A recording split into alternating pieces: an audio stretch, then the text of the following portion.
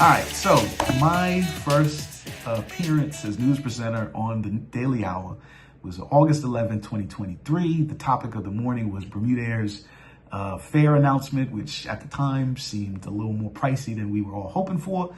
And I decided to share this or record this retrospective here in my kitchen because that was the background at the time.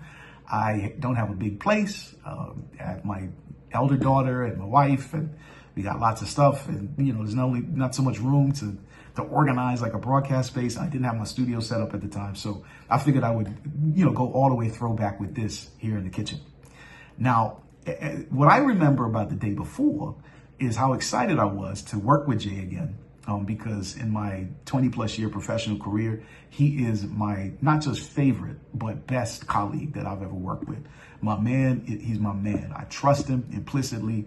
I respect him. His values are rock solid, and I never have to worry about him being all the way 100 with me. Also, the whole TDH team, the collection of people that had joined the roster, I at least knew them all a little bit. Some of them a bunch more than others, but what I did know about all of them is that they were just good folks, like good peeps, the kind of folks that you want to talk to, like you enjoy, look forward to having a conversation with. So I was super excited the night before. But the actual show itself, my contribution was a net negative because, like I mentioned, my studio space hadn't been set up properly and my mic wasn't right. The camera was looking terrible. The internet wasn't working. But no. Oh, Jay. Oh, God.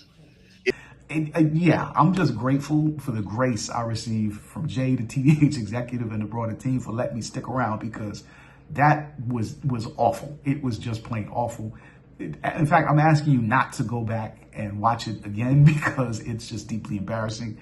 Thankfully, we've been able to improve the conditions and just get everything a lot closer to right between now and then. Now, as far as the show itself, the discussion, as I mentioned, was about Bermuda Air, its introduction into the market, Bermuda's first ever airline. And what I said then is how I feel now, which is I think if you're in a financial position to do it, you just have to, as a Bermudian, get on Bermuda's only airline.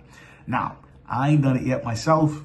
It's mainly because the places that my wife and children go to, it's just way easier to do it through other airlines. But by this time next year, I'm confident that I've been on Bermuda Air at least once. Like that's a commitment I'm making right now.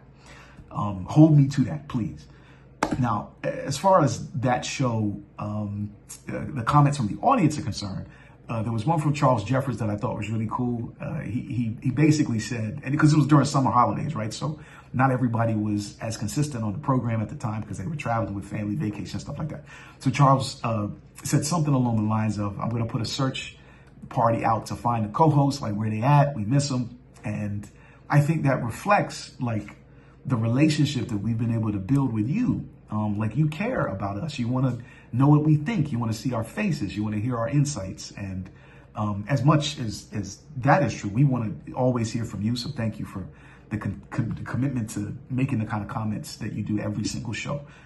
They make it easier to do everything that we do on the air. Now, something special about the episode, I think, sort of sums up what makes TDH unique. I can't remember why, but for some reason, like ice cream came up. And, Sancha, she owns the wonderful and operates the wonderful ice cream store, Scoops.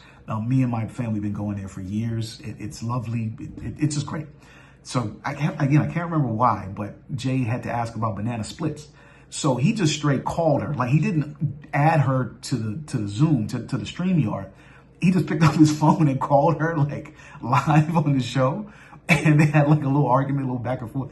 And it was just great. It was just so natural. It was so, it was perfect. It perfectly represents the ease and the comfort that exists in the Daily Hour every single day.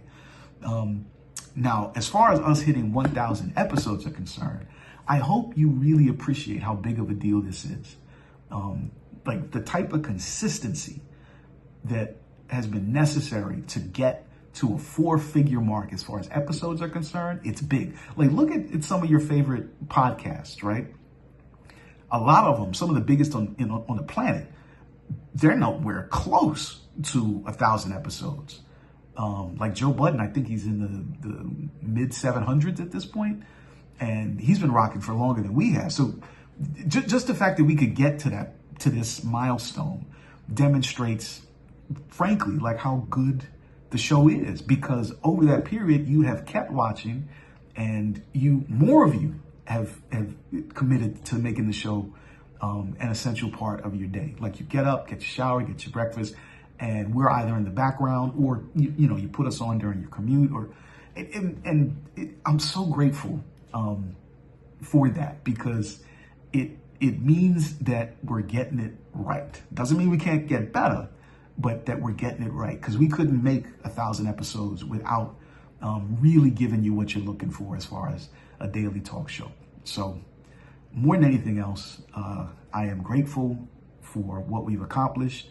I'm even more grateful that I've been able to be part of it, and I'm incredibly excited about the next 1,000 episodes. So shout out to the whole TDH team, and thank you for being part of this process, for watching us, for listening to us, for being interested by us, and hopefully laughing a bunch along the way.